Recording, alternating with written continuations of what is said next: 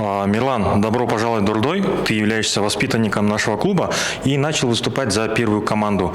Какие впечатления и эмоции от того, что вот именно будучи воспитанником клуба, теперь выступаешь за основной состав?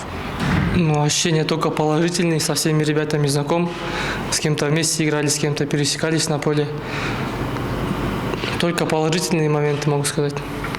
До перехода ты, наверное, все-таки советовался с братом? Что сказал Арслан? Может быть, он, наоборот, не советовал переходить сюда? Нет, он, наоборот, посоветовал, рассказал все плюсы про Дурдой. Вот меня поддержал перед моим переходом, дал хорошие советы.